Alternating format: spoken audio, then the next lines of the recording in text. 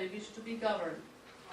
As an outgrowth of those meetings, King John had to agree to the Magna Carta in 1215 that limits the power of the king, which eventually inspired our American Constitution.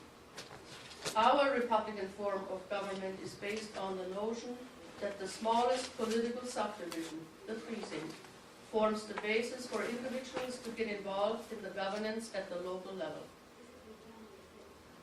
If you don't like the way you are being governed, you must elect individuals that you can count on to represent you.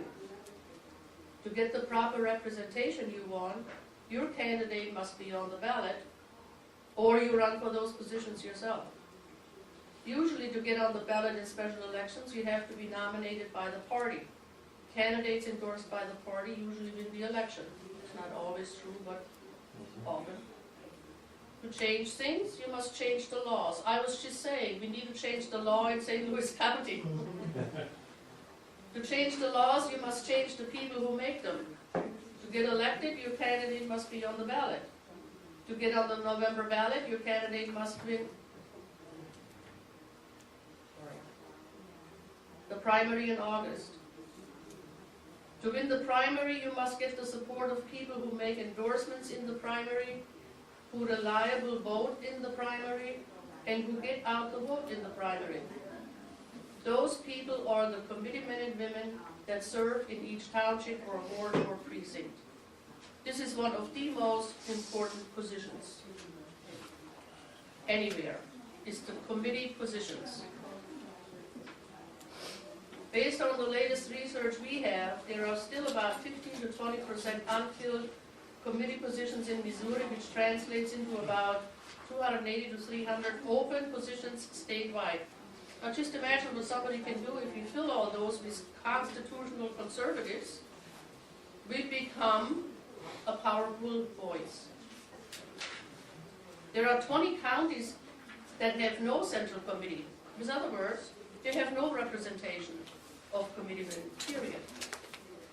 Now how does that happen? Don't know. Not enough people interested in running in those places, and I have a list of what those counties are. That was my question. I was going to ask. Well, a lot of them are in the 8th district. Howell County, Reynolds County, Madison, Mississippi, New Madrid, Temisca. There's a lot of them up in the 6th district.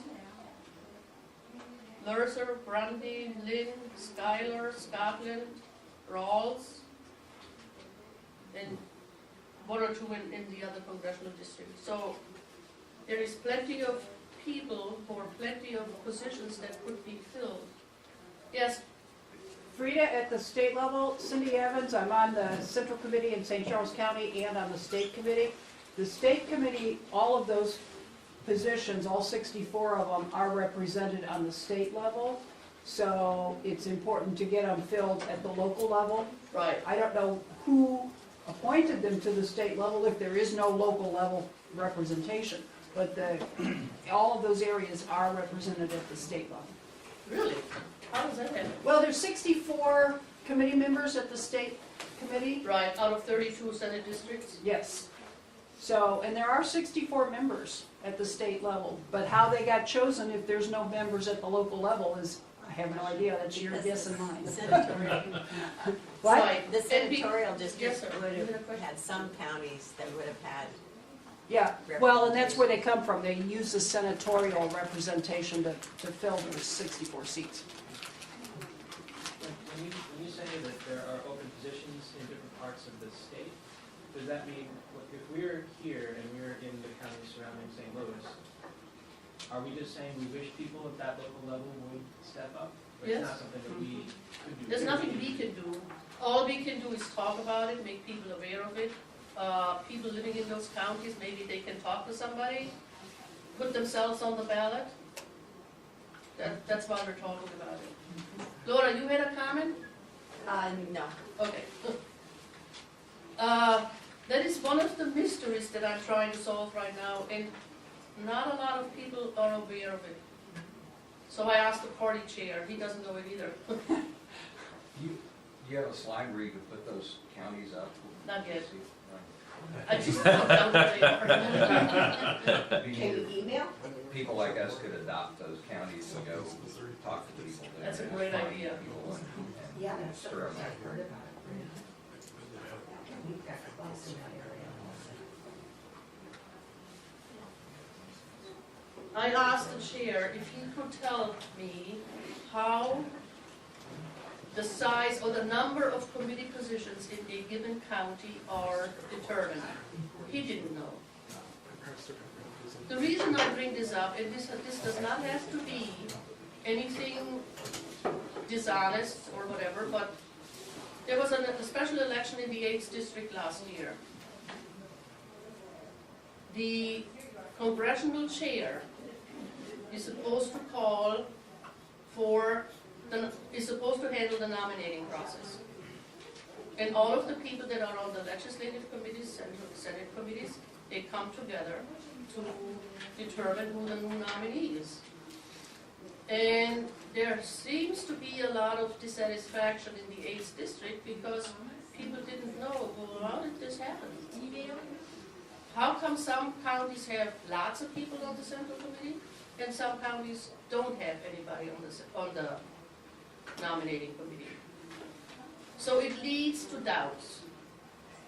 You know, and we're always talking about conspiracy theories about voter fraud. This is not voter fraud, but this is another one of those things that if you don't know the real facts, people start making up stories. So we're trying to figure out how does this happen. That's why I'm bringing it up. Yes. I'm just curious, is there not a standard, a state standard, or is it, you don't know if it's by population or? That's what I thought it was by population, but I'm not sure. There's a book, The Election Standards, I saw it out in the hall. I've been trying to find out, I'm reading, I mean, even though I speak English fairly well, legalese is not my strong suit. I can't figure it out. Yes. Frida, I do know that the 8 House District federal seats are all done by representation and population, and at least within St. Charles County, our townships, as we use, are also done by population, but once you get into those smaller numbers, that I don't know. How the townships and how the precincts are determined. That's probably by county-wide, and you know, maybe the elected officials in the counties determine that, I don't know. By the way, Cindy is the congressional district chair or vice chair? Oh, vice chair, Okay. for the Ann Wagner second Right, district. for the second district. So if Ann Wagner would get hit by a truck, I helped to decide who that, she's the person you need to get to. That's how it works. It's the central committee people, they move on up in the hierarchy to various committees. Yes, Marvin? To follow on what Cindy said, I'm not sure how the precincts are divided up. I mean, each one's got a polling place, so they're Yeah. kind of set. the precincts are your polling places. And when they did the redistricting, they changed the boundaries of the townships. They Yes. split some precincts, so like Josephville split between 2 Yes. precincts. But the population is not the same because there's a lot more population around Main Street and O'Fallon, and those few precincts up there, like 3 of them have most of the population in my township. There's more rural as you go out towards Twin Well, River, what they do towards is St. Paul. they take the population, and if you're a rural area, it's gonna take a larger geography Right. to have that population than if you're an urban area. So that's how that. But still, when you look A at polling- but still, when you look at the voter registrations, look like the population's still over here, Yeah, not over A and there. that- polling that place precinct's usually small. has between 1,200 and 1,500 Right. souls in it. Right. In a county with sparse population, that's a large area. So they shrink that down a little bit. I have seen polling places with as few as 800 Yeah. registered voters. But I'm not exactly sure. Yeah, I don't know. Alrighty. The point I'm trying to make is the position of the committee position, committee man, committee woman, is extremely important. We need strong conservatives in those positions. Filing for those positions starts February 25, and runs through March 25. And the election is in the August primary. Nice. Good bird. Anyway, so people need to be aware that you need to file for those positions starting February 25. We want as many people to run for those positions as possible where there's openings. Now, St. Louis County, I think we have one opening, right, Rich, Jim? We have one, every township in St. Louis County has committee man, committee woman except one. Yeah, I'm not sure. Right. I'm pretty sure. Okay. But, for instance, in Norwood Township, those committee people never show up at the meetings. Well, somebody ought to run against them, right? But you What have to business do live they there to have do being that. a committee person when they don't participate? The reason I know that, I'm on the committee people in each township, they get together once a month and they form the central committee and elect a chair and vice chair and secretary and whatever. And so we meet every month, the St. Louis County Central Committee at the Government Center in Clayton, and I keep tabs of who shows up all the time. There's a lot of people that are on the Central Committee that never show up. When does the St. Louis Central Committee meet? The Central Committee in St. Louis County meets on the second Wednesday of every month. And anybody that lives in St. Louis County should go there once in a while and see what's going on. And I will add, for those of you in St. Charles County, the St. Charles Central Committee meets on the second Thursday of every month at the county headquarters. Second Thursday? Yeah, we just met Thursday night. And has the same problem of, No shows. No shows, yeah. okay. I've raised the issue that shouldn't our bylaws say that if somebody doesn't show up for X number of months or whatever, that they should be reminded, either you show up or we need to appoint somebody else. But people don't want to do that because it's uncomfortable or it's not fair. Some people say, well, that person was elected, so why should we have the right to tell that person not to be on the central committee? But you can make changes if you're on the central committee. You can't do anything if you're not even on it. And Frida, that person was elected argument is true, but that's exactly the reason that if you live in a place where your person doesn't ever show up, that you should primary them and voting, you Right, know, you try to have no replace them. representation. We complain about not having a representation in what district? 120th. 120th. Well, it's the same thing on the central committee. It's a much smaller scale, but, you know, it starts at the bottom. It starts at the local level. I think I totally lost my train of thought. I don't know. I know, let's talk. I thought the committee man and women were 4-year terms. In St. Louis County, St. Louis City only. The rest of the state is every 2 years. I didn't know that either. No, because I always thought it was 4. No, it's No. true. But in St. Louis and St. Louis County, these are 4? Yes, St. Louis County is 4. yes.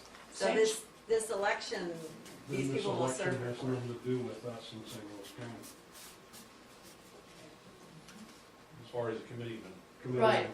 Right, you're correct. Because I want to get rid of one, and he's not up until the 16th. What township are you in? Wild horse. Okay, what you can do, Yeah, we can shoot the guy that was back in his first call. Be careful what you say.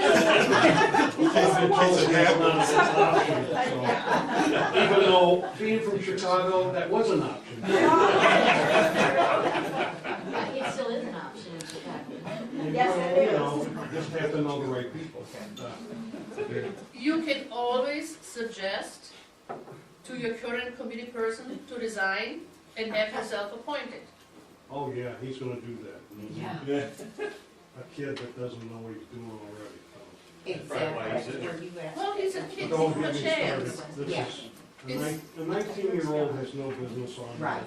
that doesn't have any idea what he's doing. And he goes out and does things that are already against everything that we have principles for.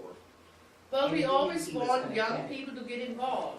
Well, Okay. I want him involved, but I don't want him at that level yet. He doesn't have the knowledge. No, he doesn't. Well, then run against him. Yes, Well, I can't do it until 16. Oh, they Ah. couldn't coerce that, I think, Well, that's- because I'm in Wild Horse too. That's the mayor of Wildwood that did that. In St. Louis County, if you can't do it till 16, that gives you the opportunity to start preparing now Right. and getting prepared. Oh, I don't Is- think is- there's any there's no way worries to get about rid- that. To get him out of office, you can only suggest to resign, that's it. that's it. We did that right away, but he, we kind of. He's got a lot of support. back then. That's how he got there. Was he liberal or something? Where do you get that? He's the mayor's pick of Wildwood. Oh, and that mayor is the one that backed him and pushed him. Who is that? Well, our committee man, Who was the supported mayor? him too very strongly. Of Wildwood? Huh? Too.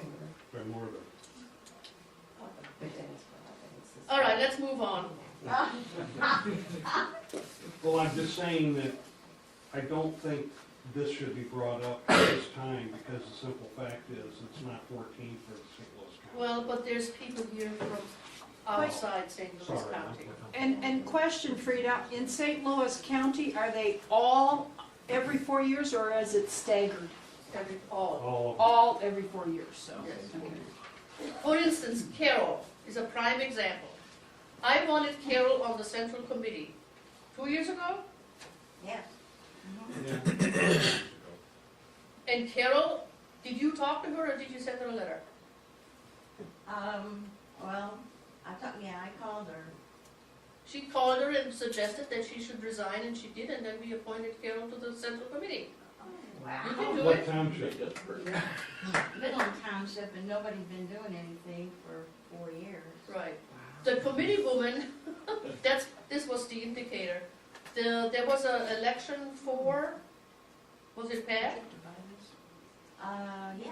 No, I think it was local kind of. Oh, it was Robert Hamlin versus Lazy No, Clay. I think it was a local, just a. Okay, anyway, this is supposed to be a Republican committee person, and she had a yard sign for a Democratic candidate. Uh-huh. We took a picture of it, And then you asked her to and then, resign. and she asked her to resign, and she did. You're lucky, she could have just stayed on. Right. I think he's probably heard that. He was a wolf in sheep clothing. Yeah. I never. So Look it at the can, number of those. what I'm trying to say is it can be done. Yeah. You just need to be very persistent. What you do is you place Democrat signs on the lawn, take a picture. I think she's got the hang of Chicago Are you part of Chicago? I want to make one comment about this point. Nationwide and in many states, the level of unfilled committee positions runs as high as 40 or 50%. That's high. We always complain about that the RNC, the Republican National Committee, doesn't do anything. They don't do anything that we want. Well, guess what? The majority of states, 2/3 of the states, do not have conservative party chairs. Okay? So why would the RNC do anything that us conservatives want? They don't have, the conservatives don't have a majority. We're lucky to have Ed Martin. Now, you can complain, or you can like or dislike what he does, but we were able to change the leadership of the party in Missouri because we had enough committee people that elected enough of their buddies to the Senate committees. We had enough people on the Senate committee to elect conservatives to the state committee, and that's how we were able to change the party chair. That's how it all works.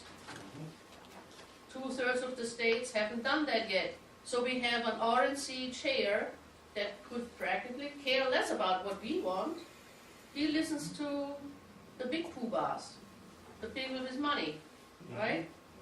Anyway, I wanted to point that out. So if you have any influence in any other states, if any of you run organizations that are nationwide, that needs to change. I've talked about the election. Now here's a comparison, because people are always wondering, how does this work? And I have Jasper County and St. Louis County. Jasper County has a population of 120,000. St. Louis County has a population of 1 million. They have close to 80,000 registered voters. St. Louis County has 760 registered voters. They have 49 polling places. St. Louis County has 499 polling places. They have 94 precincts. St. Louis County has 658 precincts. They have 74 committee positions, man and woman, for a total of 148. St. Louis County has 28 townships and 56 committee positions. Seems out of line. Yes, it is. Frida, the number 11 county in size, out of how many counties in the state? 115? 150? Yeah, St. Louis County is number 1, Jasper is number 11. But they have 448 committee positions. Yeah. How did we get there?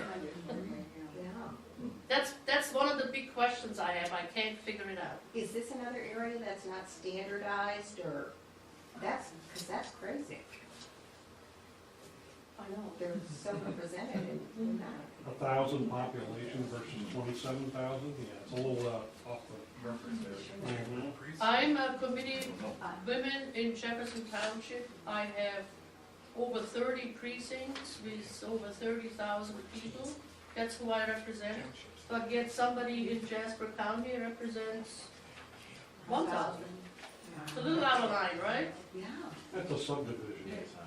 Yes. How can we refer to this, because it's not in our packets, right? No. Emails. Yeah. You want this? Yes. I think this is very telling. If people wonder why if we hear all this, let's just call it conservative stuff, constitutional stuff, we hear all of it, but it's not happening. Well, bingo, 74, This is the first I've heard about it. or 148 rather, versus 56 And I would committee love to share this positions. information. And then a little over 1,000 people for one committee person, right? Mm-hmm. Or how about 27,000? That's ridiculous. It is. That's I why mean, I'm doing that's such a bad terrific. job. I have to win. You are. Frida, you're doing a good job because you're educating. Yeah. So Did you know this? I know a little bit about the St. Charles County. We have 14 townships and 110 precincts, I believe. So it's still, and the population, it comes closer to copying St. Louis County than it does Jasper What County. did you say? What slide number is that? I'm just gonna make a Number list of 9. stuff I'm Well, gonna ask The you. best thing for you to do, be an old computer guy. Don't send emails out. All you're doing is send a bunch of junk. This is Put what it I'll do. I'll post this on our on your website. website. Okay? And then Yes, send a yes, note, that saying would be it's out. Okay. Then we can go out and copy it there. Thank you. Thank you. Good idea. Okay, let's continue. But, Well, I'm talking about everything that you're doing today. Oh, yeah. yeah, Good. I'm gonna put the whole presentation on our website. Awesome. Post on website, great. Now, all elected committeemen, women in any township, board, or precinct are also members of the legislative district within that county and elect a chair, vice chair for the legislative district. The purpose of a legislative committee is only if something happens to the representative in that legislative district. We have a group in place that can determine who the next nominee will be. They have a meeting, they decide who's gonna run for that position. For the Okay. party. Huh? For the party. For the party. For It's all example- Republicans. Right, for example, you mentioned Ann Wagner earlier. I would be one of the people who would choose the Republican nominee to replace her should something happen and she can't complete her Right. term. There would still be an election, probably with the Democrat versus the nominee, and then that person would actually fill per vacancy should it become. But you wouldn't be the only Oh, I'm not the only one, person.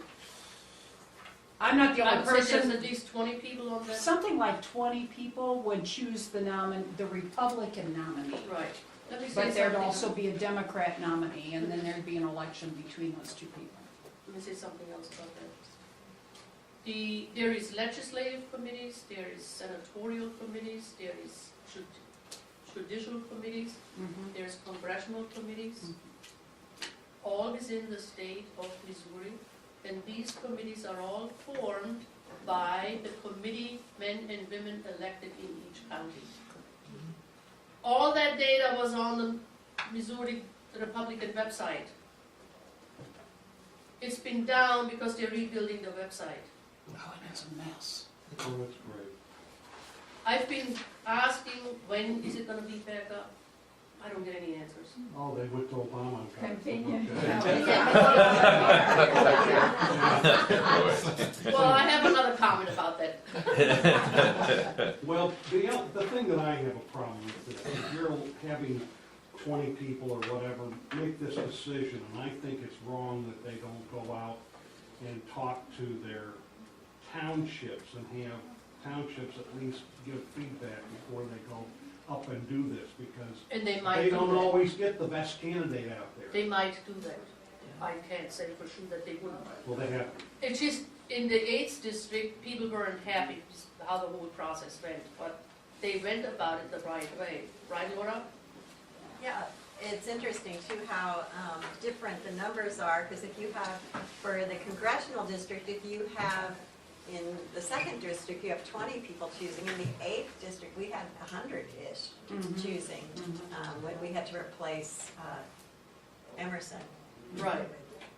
So there was a lot of people there Right. voting on it, right? Yeah. Okay. All right. I just talked about this. The elected committee people are also members of the legislative district. Jasper County has 4 legislative districts. St. Louis County has 29. That's based on population. Committee women are also members of the senatorial district. They elect, the members of the senatorial committee elect people to the state committee. The state committee elects the party chair and 2 people to go represent us at the RNC in Washington. Right now that's Hanaway and Lance Fisher.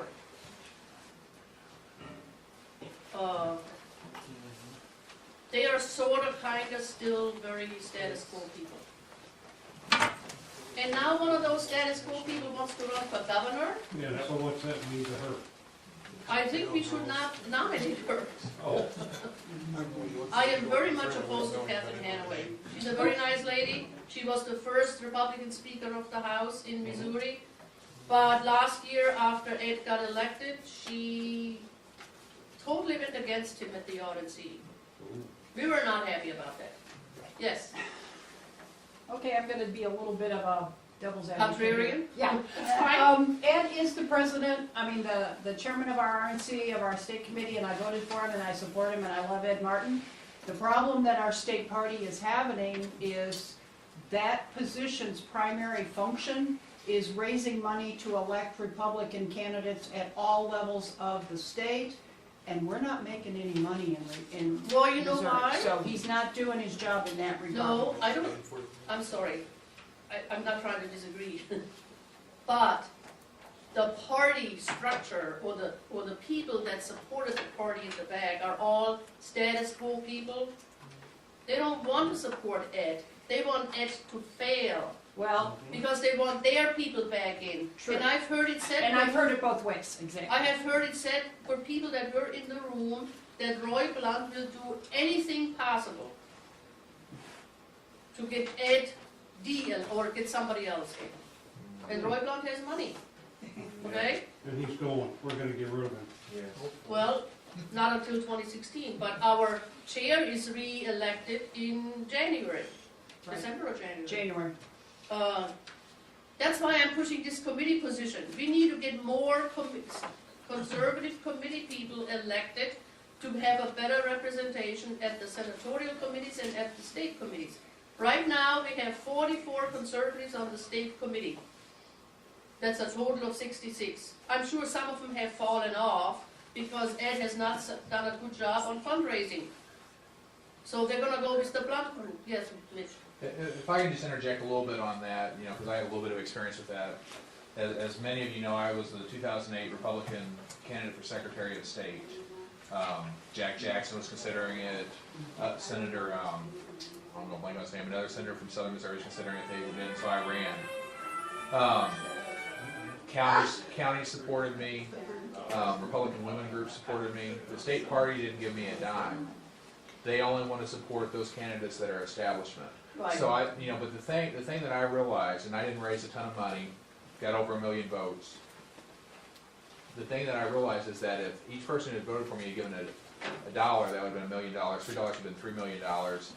We have the power, if we will just set aside $3 a month, you know, one coffee at McDonald's, and do that as a group, then we have the power to match what the Blunts and they are doing, and put that toward conservative candidates. We need to keep Ed Martin in there at all costs and not let Blunt push him out. I agree that he's not getting the money. And part of it is, there are many, I believe you guys are back there, there were many of us in this group that sat in a meeting at the Republican Lincoln Days a couple of years ago, and we had the governor from Virginia come in, and there was a primary race for governor, I'm going blank on the race. You had several people running for the same office, and we had the Republican governor come in and say they were going to support his governor.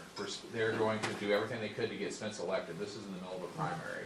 That's what our establishment party was doing. They were working behind the scenes to pick their hand-picked person, and that's not what they're supposed to do.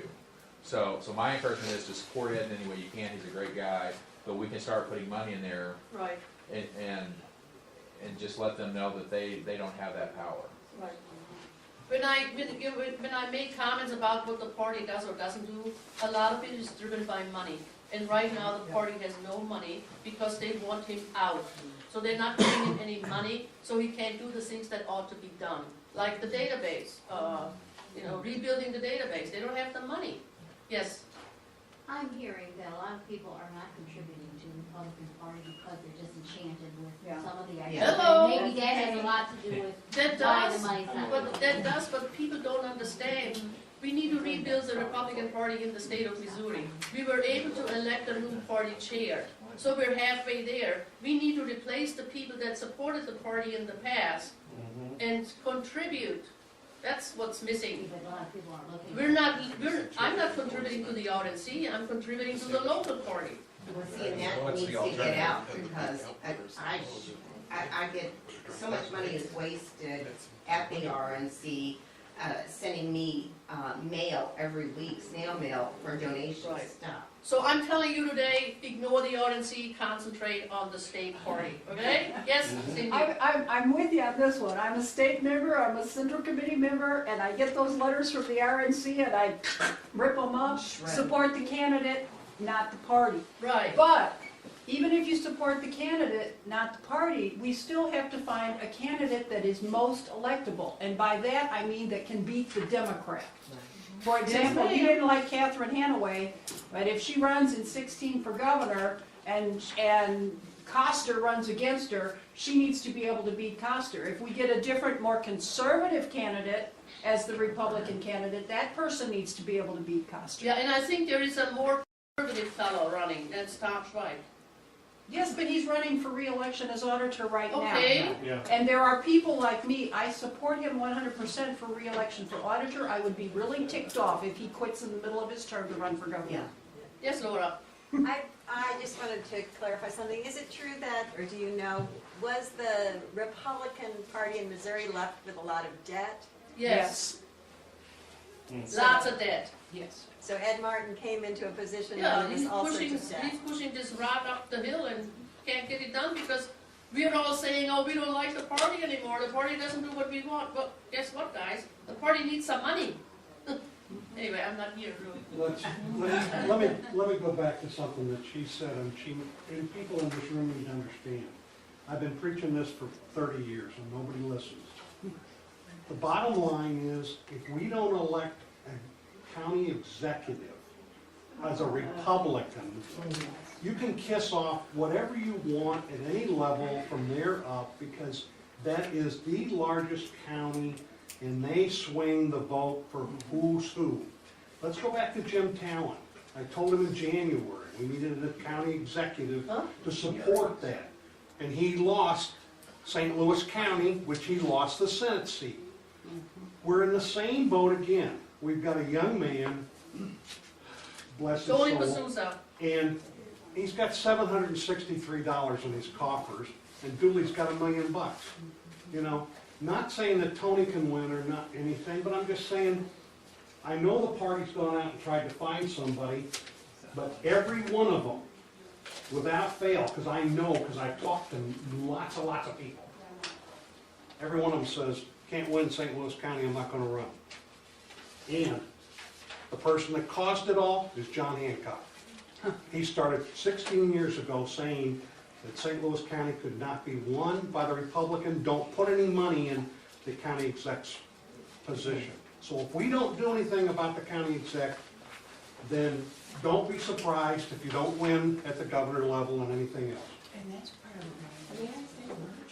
And I'm sorry to jump, Rita, but here we are, sitting right here, we're pitting candidates against candidates, and that's why we have the president that we do again, because we eat our own. We need to support. Ever heard the term force multiplier? It's coming up. Anyway, so we've talked about It's true. the importance of these committee positions long enough, right? We all know those positions are important. We need to fill the ones that are open. We need to replace the rhinos that are on those committees.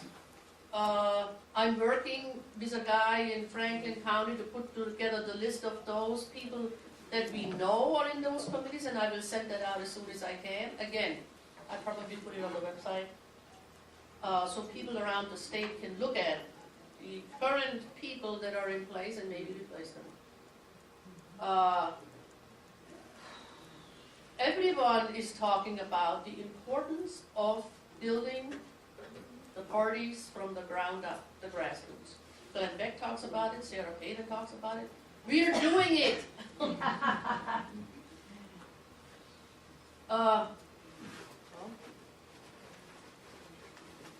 Hopefully better in the past, because the Democrats have been beating the crap out of us. Well, can you let them do it? This is what we're trying to do. Restore constitutional principles and conservative values in grassroots politics. Educate, that's what I'm doing today. Educate, motivate, and empower. And we do that through working across the state. I need to get through this, we talked about all of this. And the other thing that we need to do is to get involved locally. It's like our motto says, all politics is local. One of the key positions is Judy Safra. She's the county, she's the state coordinator. She tells us all what to do in each county. And she's doing a great job. And this is what we're trying to put together for each county. Who are the elected people in that county? What districts are they? What's the population?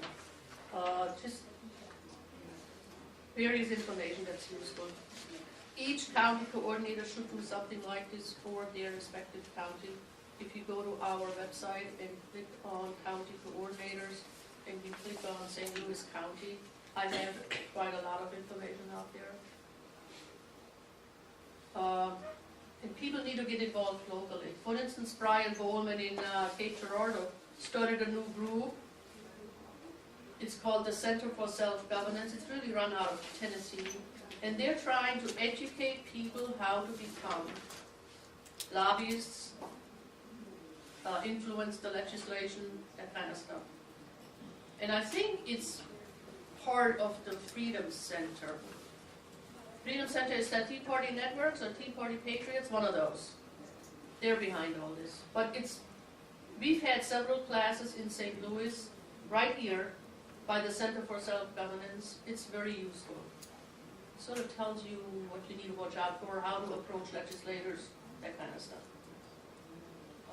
You might want to look into that. And now I want to talk a little bit about getting involved locally. Everybody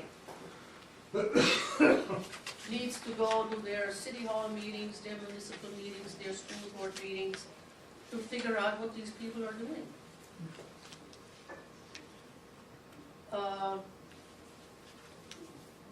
Local elected officials should not be allowed to get away with raising taxes, raising their pay or pensions, bully parents and students. I mean, every week, every day, you hear stuff on TV where school districts do stuff that is just, where are these people living? I mean, what planet are they on? It's just impossible. And nobody stops it, it seems like. I don't know. So we should always run for those positions, or at least go to the meetings and pay attention. And we have somebody here. Al Balsick. He's running in the Lindbergh School District. We have one conservative in the Lindbergh School District out of 7, right? 11. Oh, my goodness. Wow. She needs help, so he's trying to. How many seats are up in April this year? Three 3-year terms and 1 2-year term. 'Cause You've what got 5 seats open this term? Four seats open right now.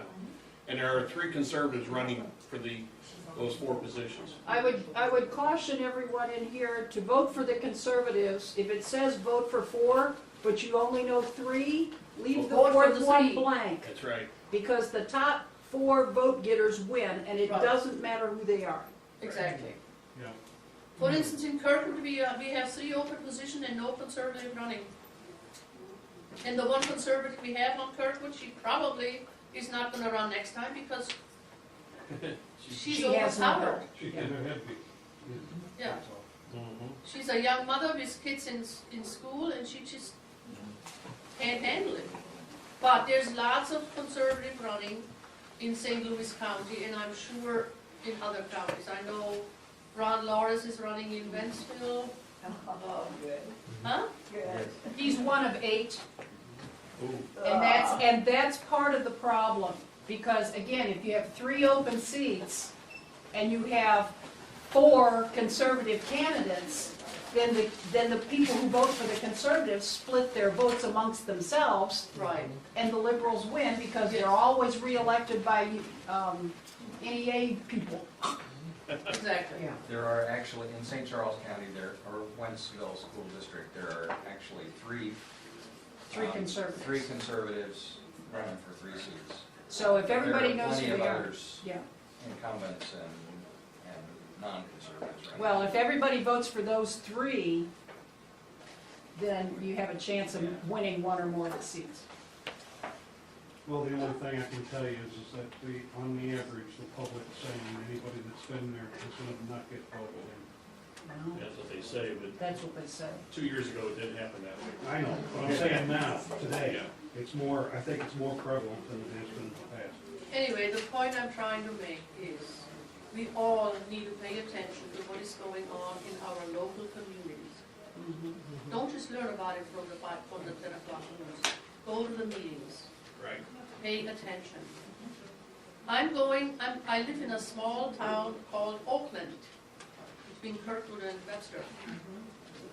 I go to their meetings, and 90% of the time, I'm the only one there, besides the alderman. That's not acceptable. Well, I'll give you a better one. I've been mayor of Baldwin for 40 years, I'm no longer now. And I was an alderman before that.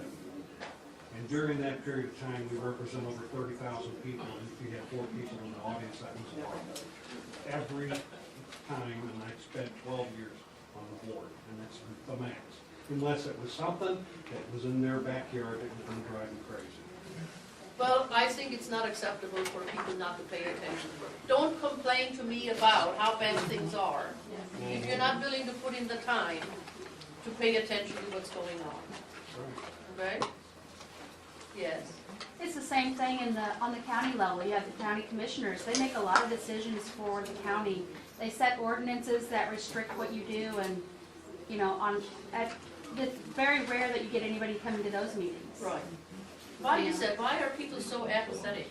You know, a lot of it, people, they don't have to post it before 24 hours before the meeting. It's not the And they don't. apathy. Think about this a minute. On average, think about your neighbors. You got a husband and wife that both work. They have 2 to 4 kids. They have activities every night. They come home from work. They have to do all the stuff.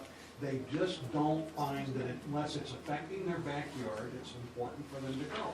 That's it. I understand that too, Right, yes. but I actually think it's even a little bit more of a deep type of a deal where their lives are so complicated Yeah. because lawmakers, which are now Make it more like setting the complicated. agenda, make our lives more complicated, which makes us less likely to get involved. Yeah. And more would say, well, it's not gonna do any Well, good, so I'll yes, stay ma'am. home. I'm from Jefferson County. My name is Renee Reuter. I'm the chair of the council there. And I can tell you that in our meetings, we average at least 15 to 20 people at every meeting. That's great. The reason that happens is because we invite them over and over, and when people come, we thank them. And in fact, after every meeting, I make it a point to go to whatever restaurant is still open with whomever wants to go with me, so that I can hear from them what they think about the meeting and what they think about, what is coming up. And our meetings are not like St. Louis County meetings. I've been to one of their city council, or their county council meetings. They last about 15 minutes. In Jefferson County, our meetings last 3 to 4 hours. And people will stay the whole time. Wow. Because they care. Who was the chair when you went to the St. Louis County meeting? It was 3 years ago. Okay. Steve Samuel was. No, that's council. The I'm county, talking committee. Oh, the okay. county That's what council, she yeah. Got it. Yeah, and he's running against Dooley for the Democratic Party. And I can tell you, he was very helpful to Jefferson County, and we were putting our charter form of government in place, as was the folks out in St. Charles. But because of our message, there is people now that watch the calendar, the agenda for the council meeting, and they go, and they tell us, others, what is on the agenda, and they need people there, okay? I mean, this is what the liberals do very well. They show up, they hold up signs. The media takes pictures of the signs.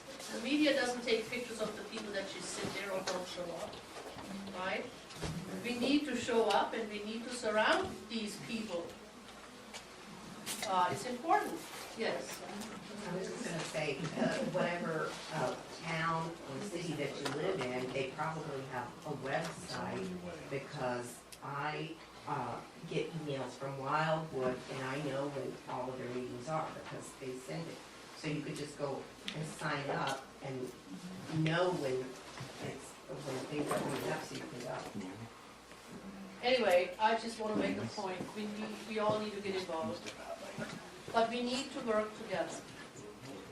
So many times, I mean, you get on Facebook and all the conservatives do is complain about some other politician that didn't do what they wanted, yes?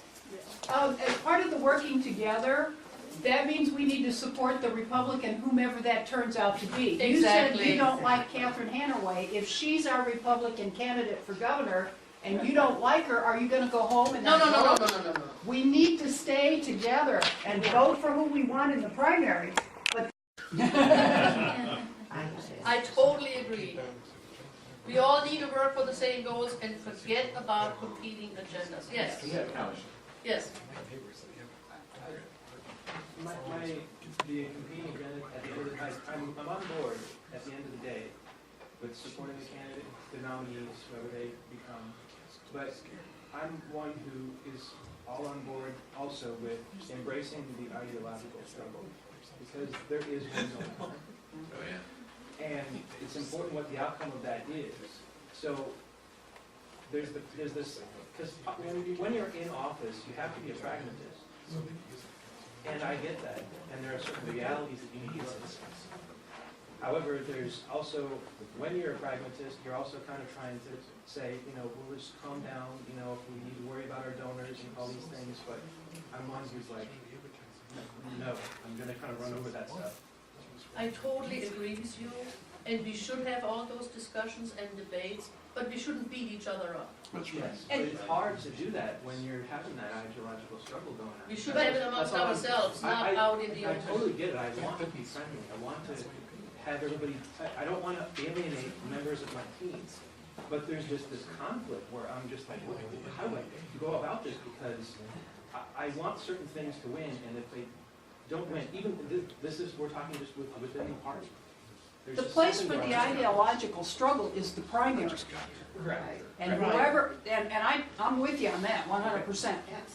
But once you get a primary victor, it's either that person or the Democrat. But you didn't hear That's why it. we've He got said the Obama, problem because is people with, Right. right didn't now give with the up their local ideals, and we got him Republican a second time. deal. And, you know, with Ed, Martin, everybody's doing, so we're causing our own problems. And until we get our heads and pull them out of our, you know what, we're not gonna get this straightened out. Well, but isn't That's that what part he's of what saying. he's talking about with the ideological difference?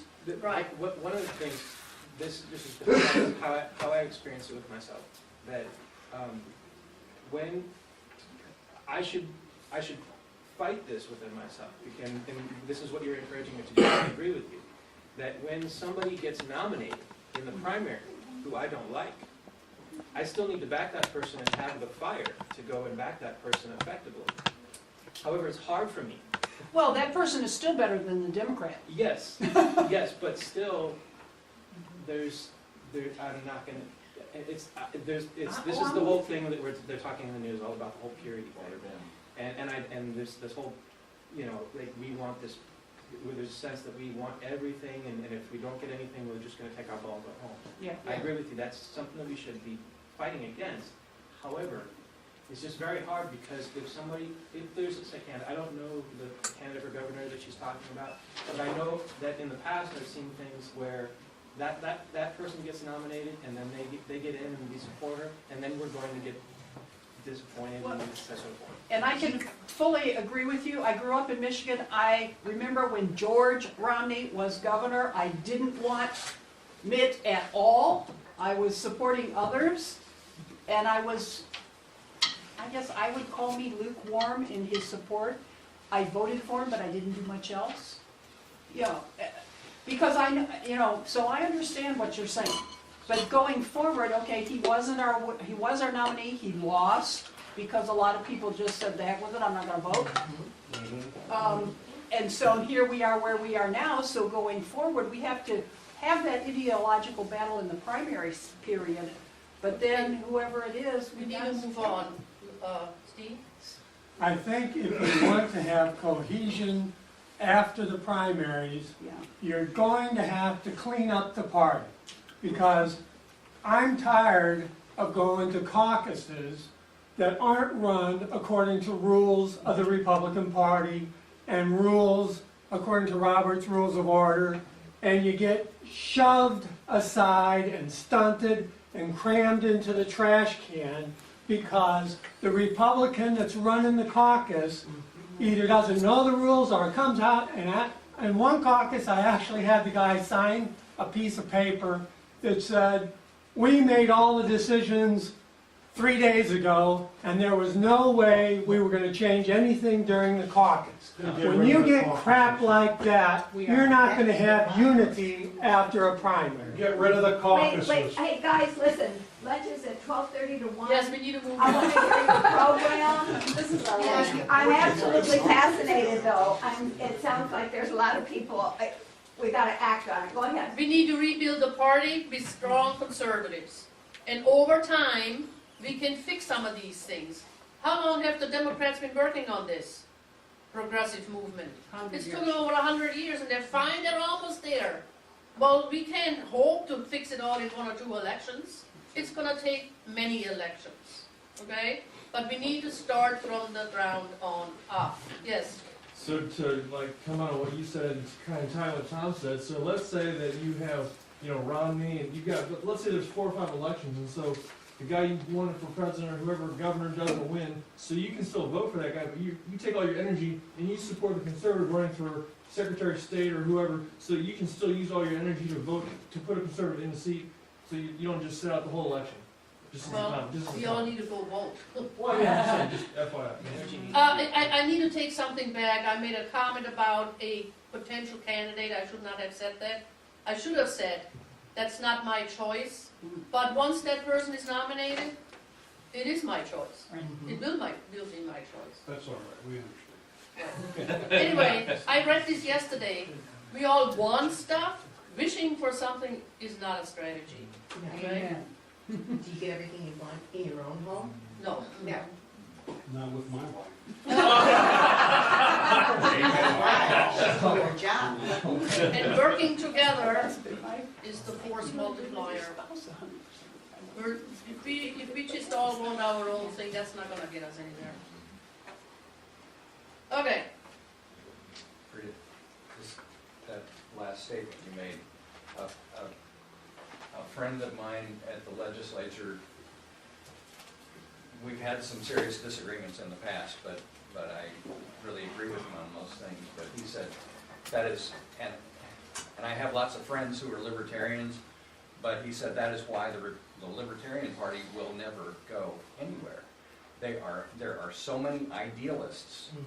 It is that they will narrow their vision and just work with the people they agree with and ignore the rest and just badmouth the rest. And if we do that in the Republican Party, we'll amount to the same thing.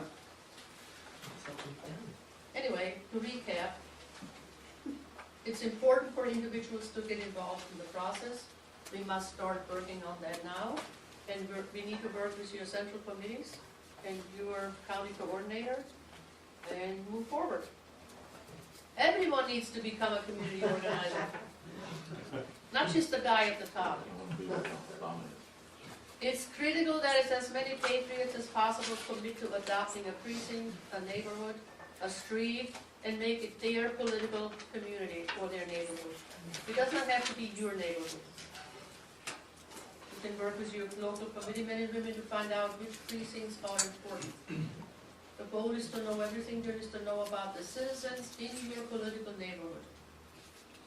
Sun Tzu tells us that in order to defeat the enemy, you need to know your opposition better than they know themselves. This is what we think the functions of a precinct captain or neighborhood volunteer should be, and I'm not going to go through it. You can read it up, and I put the thing on the website, and I think it's in the packet that you're getting. When new people move into your area, you should become the welcome wagon. You tell them what's important in this area, who the elected people are, when they meet, anything there is to know about them. I'm moving a lot faster now because we need to move on. But we talked about a lot of this. In your sphere of influence, you need to become the person that people look to for information and advice. Do not be afraid to speak about what is important to you. And always be on the lookout for good people to run for elected office at the local or state level. Or you run yourself. You should run. We need to reawaken the spirit of civic responsibility and local governance from the ground up. We need to get off the couch. When did that ever happen, that people were no longer get involved? 50, 60 years ago, the precinct person was a very important job, so they tell me. Technology. Huh? And technology has Technology, done this now. television. Television, yeah. I think television has a lot to do with it. Well, the internet. The major media, they tell us what to do, what to believe. Right. How many positive responses do you need to reach your goal? Remember, it only takes one vote above 50% of the voting public to win. One vote. America can only be restored if enough Americans get involved.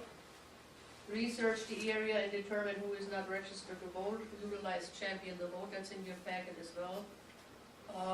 And there is 2 voter registration cards in your packet. Judy gave me strict instructions what to tell you, but I keep forgetting about it. We think it's important to do what we can to enhance the political climate. I've listed some of the people around the state that are sort of doing the same things that Missouri Precinct Project is doing. Brian Bowman in Cape Girardeau, Connie Ella working with black churches in North St. Louis, the Hood Conservatives in Kansas City, Conservatives Care on the St. Louis Central Committee. Ike Skelton, he's energizing people to fight Agenda 21, and he's pretty successful. Gretchen Logan and Gassel fighting the evil of Common Core. Remember, there is witness forms again to be signed for Common Core hearings next Monday, Tuesday? Thursday is the hearings, Tuesday's the actual rally. Okay. And we all need to say a big thank you to Ron Calzone. Yep. He has developed a tool, Liberty Tools, and he keeps track of the issues that are important to certain people. And when legislation comes up for any one of those issues, he sends out the witness forms, asking people to sign it. It's very useful. Laura, how many did we have, finally? For paper ballots, we got 354. There was a hearing in Jefferson City last Monday, on the paper ballot that, I'm going to talk about that a little later. And like she said, we had 350 witness forms. I think everybody on the committee is in favor of passing that bill out of committee, which is great. But that tool that Ron built is just great. And we should use it. But the message of this section was speak out and get involved. Get off the couch. Okay, I don't want to slow things down, but I do want to say the same thing about the Liberty tool from Ron Calzone. He keeps track of everything, except I can't always retrieve it. Print out whatever you write. For the Second Preservation Act, Second Amendment Preservation Act, I used some of the words from the 2013 session. So I just want you to know it's a big help to you. And then I read all what everyone else said. They only do 3 sentences. Ron and I had 3 paragraphs. I'm not doing 3 paragraphs. I'm getting my 3 good sentences. So I just wanted to tell you, it's on so many issues. It's not just on paper ballots. It's on so many issues. A lot of issues. Yeah, probably I did 20 last year. Took no time. Go ahead. Right. Well, it's invaluable to have Ron Calzone having Liberty Tools. Everybody should use it. Yes? Just a real quick question with all this stuff. Is there much pressure coming down the MOPP as well as with the IRS probing and stuff? Not yet. They're threatening that to stop the things because they're trying to. We have applied for a grant from an organization, MOPP. In order to get the grant, we have to be a 501c. I was a little busy the last couple of weeks with this thing, but Have you next week I applied need for to that? start working on that. Huh? Have you applied for the 501c3? No, but in order to get some money, I need to apply, and we need some money. I mean, this costs money, even so we have the room free, we spend money on printing, we need money. The downside of applying is that you go on Obama's radar. Yeah. You don't think I'm on his radar already? I have no illusions about the fact that I'm probably all over the place. Everybody is. But, We're trying to shut this all down. well, we're gonna have to debate next week. I'm gonna apply for it with the IRS and see what happens. If the IRS shows up in my front door, I say, oh, forget it, I didn't. I don't know. I don't know. That's not freedom. Anyway, thanks for listening to this portion. I hope it was useful. I hope you learned something. I hope I was able to motivate you. Remember, to remain quiet sends a message, just as speaking out does. The survival of the Republic depends on all of us speaking out and getting involved. Silence is not an option. Frida, could I add something on this remaining silent and speaking out? And that is, sometimes it takes courage Because you might be called a homophobe, you might be called an extremist, you might be called a tea partier, you might be called a bigot, you might be called any one of a million things, and it's easier just to shut up and go away. So you have to be courageous and just speak out. And you have to be careful how you use your language. Don't get offensive. You know, don't get hurtful. Just stick to the facts. Amen. I just want to add on to that. If they start name calling, that just shows you're winning. So keep doing what you're doing. Yes. Use that for encouragement. Yes. Marvin?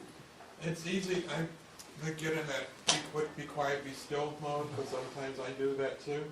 But I think the quietness, being still, actually speaks louder to the politicians than those that get noisy, because they say, look, 80% of the people are happy, or 60 or whatever is not speaking up. They're happy with it, so that's right. Well, I want to know if I'm the only newbie here, No.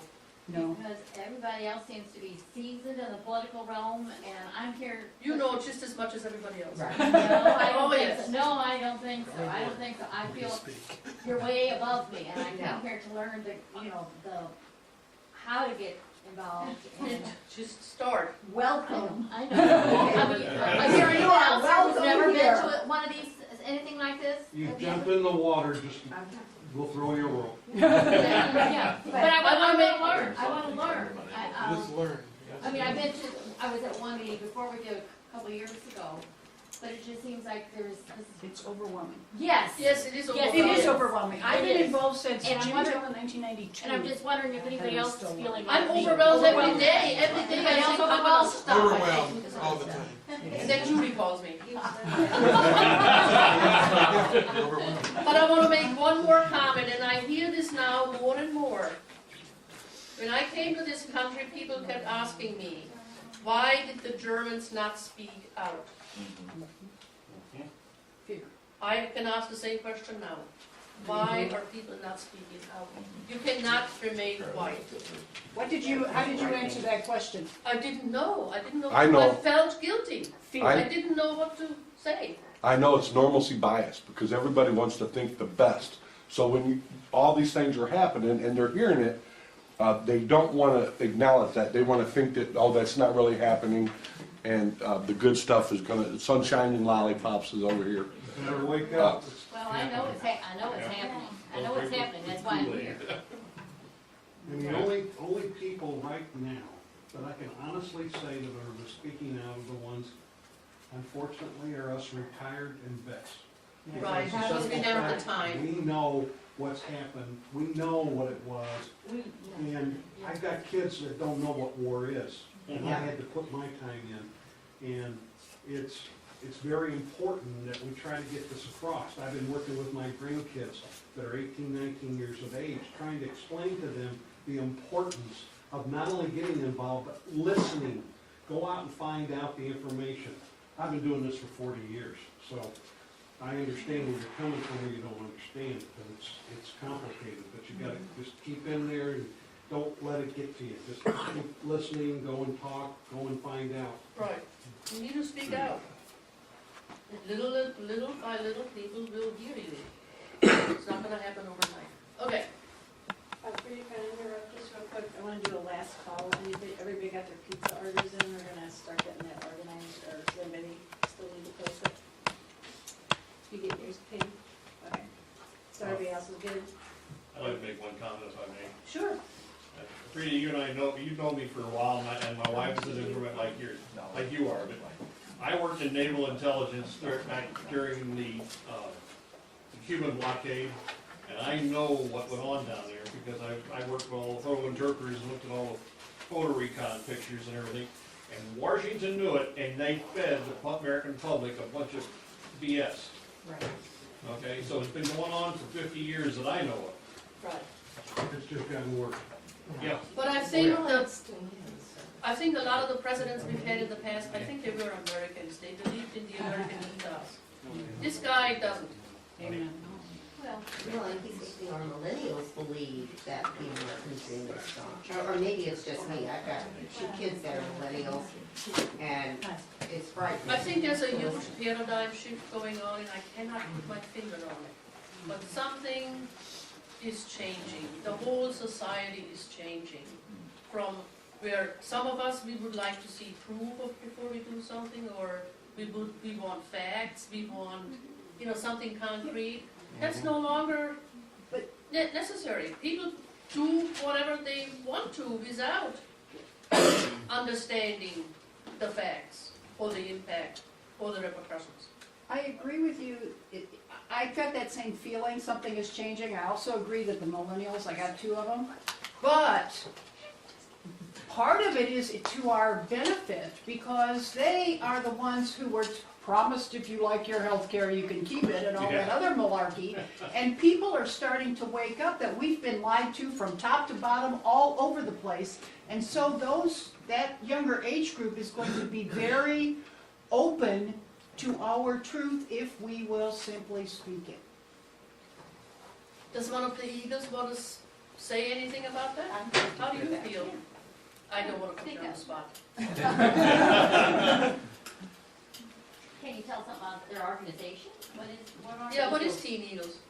It's like a leadership training program where basically kind of throws them in the water to learn how to swim. So we go to different conferences, amidst the educational policy conference. Right. We've done lobbying trips.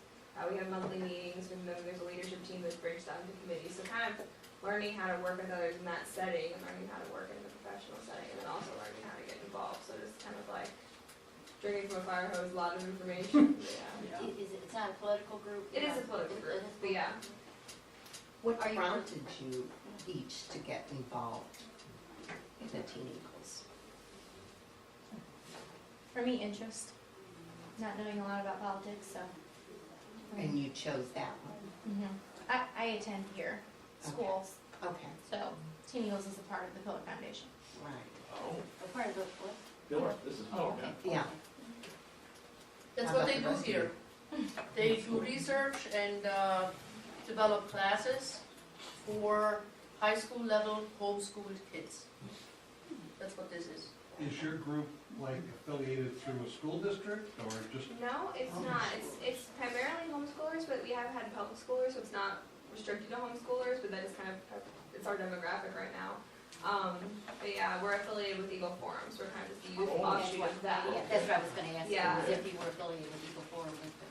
So do you share your thoughts with the public school kids, because they're lost? I mean, well, God bless them, homeschool, only through, personal conversations and stuff. We don't really have any, like, kind of outreach things to that, because right now we do different things to educate ourselves, and as far as being involved, we do things more like lobbying. We don't have anything where we go to the different schools or anything like that. But This is our flyer, Missouri Precinct Project, and we always include the flyer from the Eagle Forum. The most important, the most powerful office in the world is not the president. It's the precinct captain or the committee person. Well, it's just like I've always said, the most important election in every year is in April, when your municipal people are elected. Yes. They affect you today, not Every tomorrow. day. And And what's the voter turnout in municipal elections? The lowest. 6 to 8%. It's shameful that we allow that to happen. But anyway, I think we need to take a break. After the break, I'm going to talk a little bit, some other things near and dear to my heart, and how to stop voter fraud. And then Denise is gonna pick up and talk a little bit about all of the stuff that I talk about, right? And give us her perspective. How long? Break. 15 minutes? Okay. 10? Okay, we come back here at 5 after 12. No, after 11. We'll talk to That's a little longer break. Okay. I recognized you in the back. Yeah, okay. I had saved this. Yeah, that was quite funny. So I'm gonna break. About 10. Who said that? See, You're not staying for lunch? You and I will. I'm sorry? It's a good Sunday. Yeah,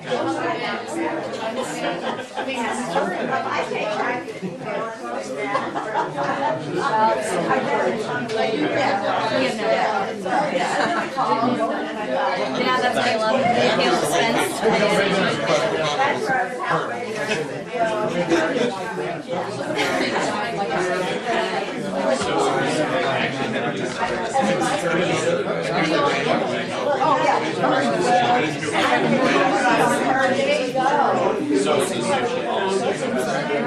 Hey, Laura, I don't know if you remember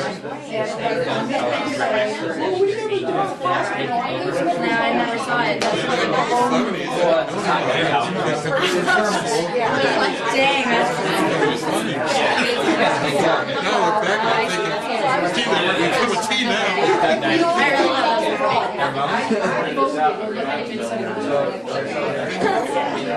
just in case.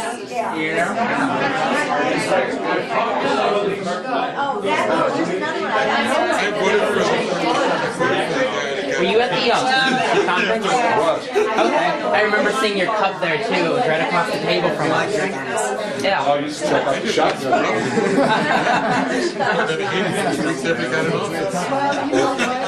That was a gift from my wife.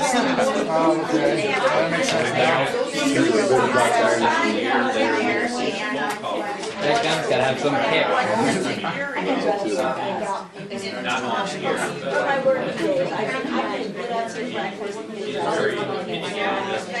See ya.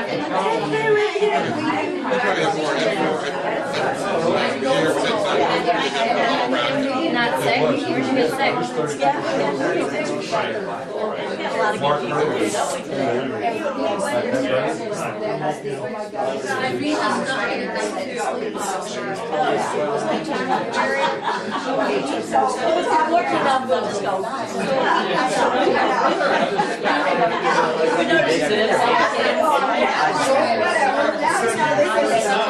We all know kids are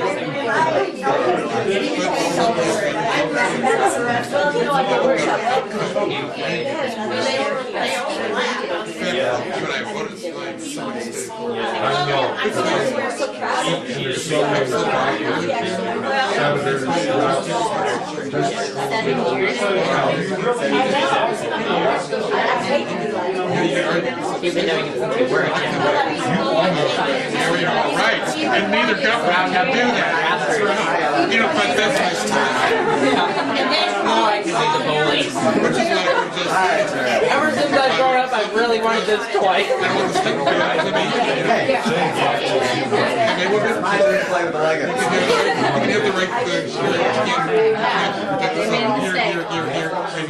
You know, whatever. That was like constitutional.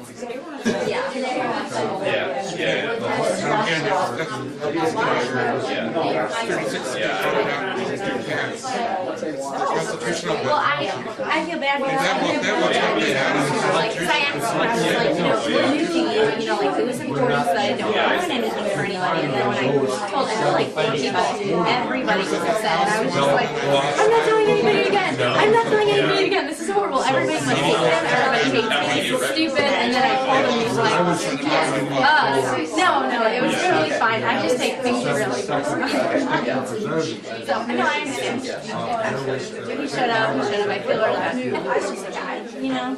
So, not like I never want to defend him, but he's a guy, and I guess that's what I'm saying. I'm like, you're my true sister-in-law, so we tell everybody. It's the most annoying one to have.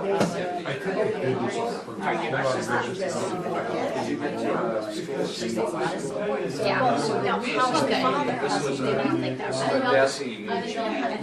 Okay, well, sure, I'm sorry. You can really have it. I can't wait to tell the keys because they think that I like him, and so they're like, what do you have to make pictures without keys? And I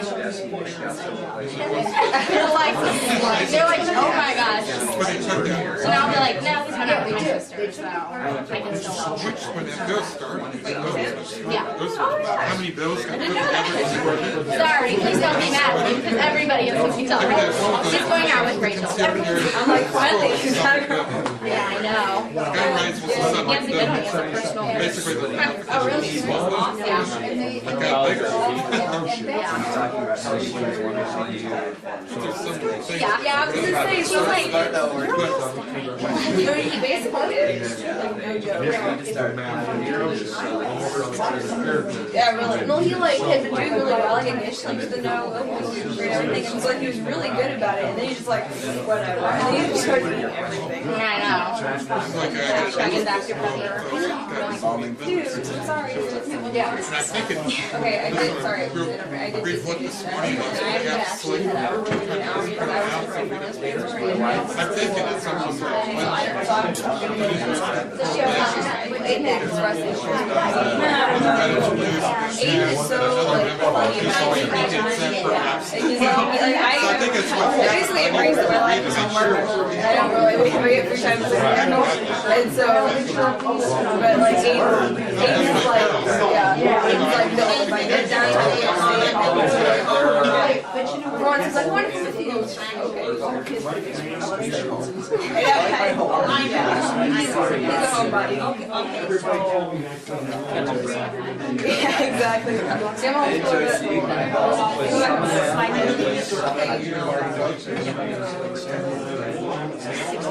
They will say there's a mix. You're either a homeschooler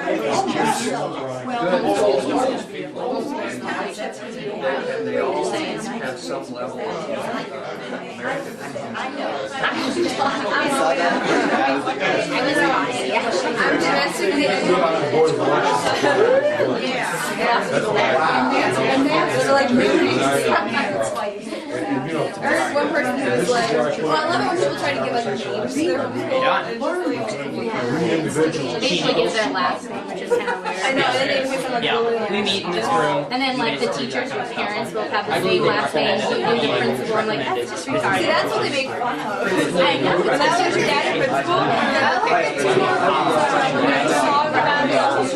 Yeah, when my parents teacher conference. Never gets we never go to class. That's what you do. The Andrews family? Okay. We do get out. Such a your husband? I used to be done at like Your sister-in-law and your husband? What do you do? I actually drive farms. We usually own those kind of losers. We own the truck. Now let's take the truth back. Oh, we own the assignment.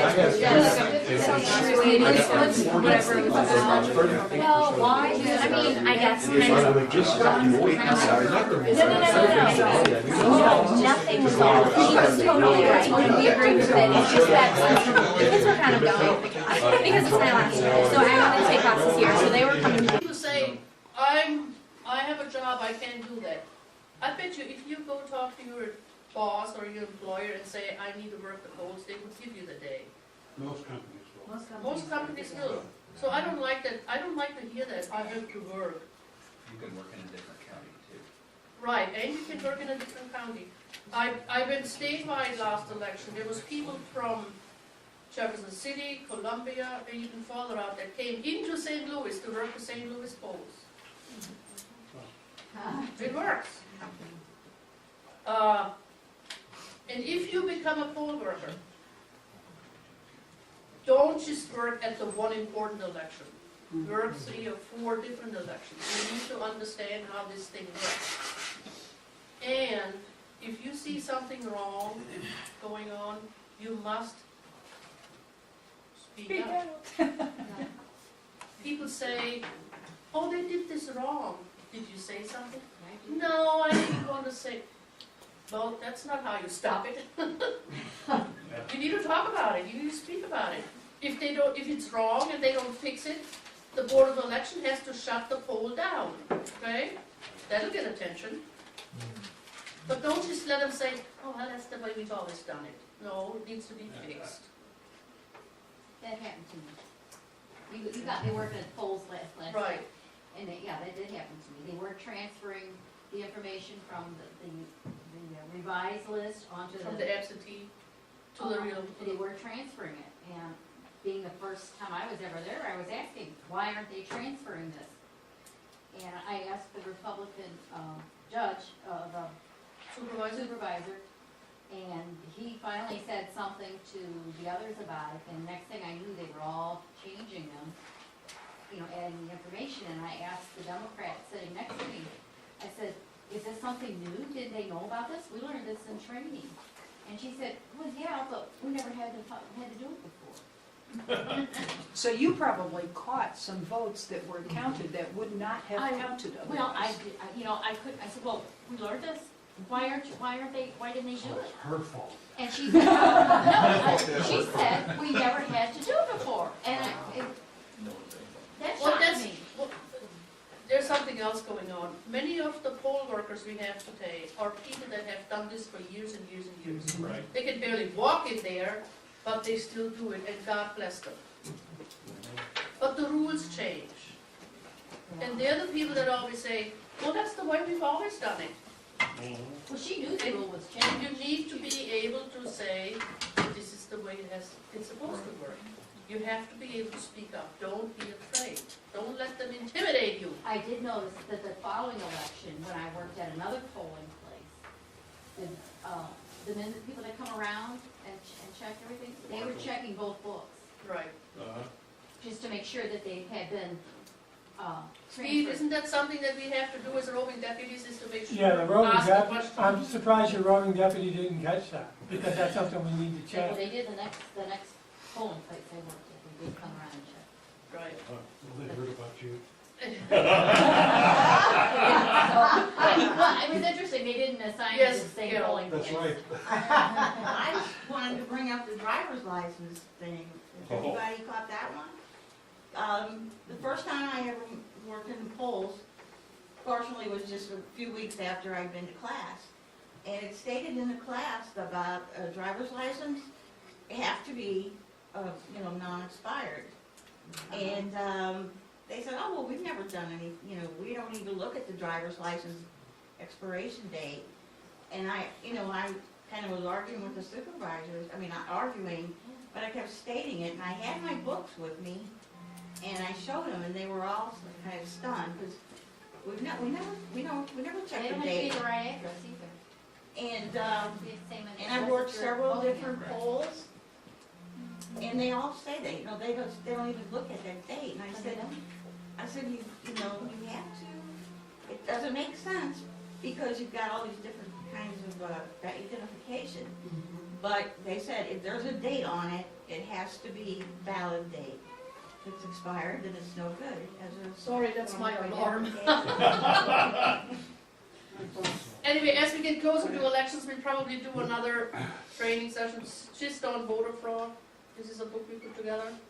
I had that with me. Maybe I did, I had it with me.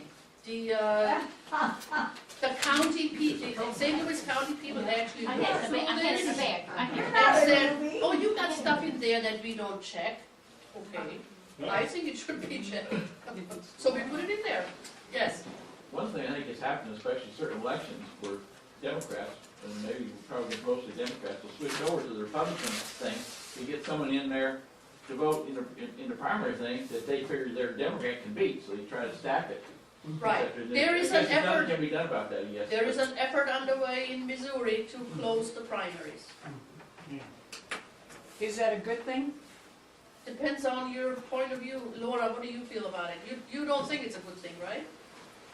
We should have caucuses instead of primaries.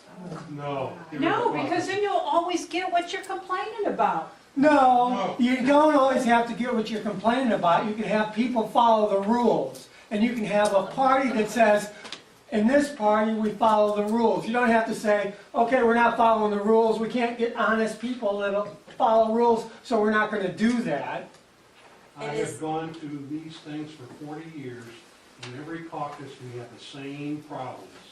The same thing over and over. It's time to get rid of the caucuses and do it by vote, period. Yes, Laura? The advantage to the caucus is that I see two advantages. One is that you're most committed, most dedicated, most intelligent, most people up on the news. They're they're the ones that take the time to go. So they're more informed generally than the general populace who has just gotten the, what the money can buy out there, the 30-second blurb on the television. The second reason is the caucus is designed, if you follow the rules, to promote discussion and compromise and communication with each other. And that is, but you have to follow the rules in order for that to happen. Right, I think that's one of the issues with the caucuses. People really have to be informed about the rules. And the people that like the caucuses are the people that have studied the rules. They know how to do it. They know how to manipulate the process. And that's what they like about it. Because there's a lot of people there that don't have a clue.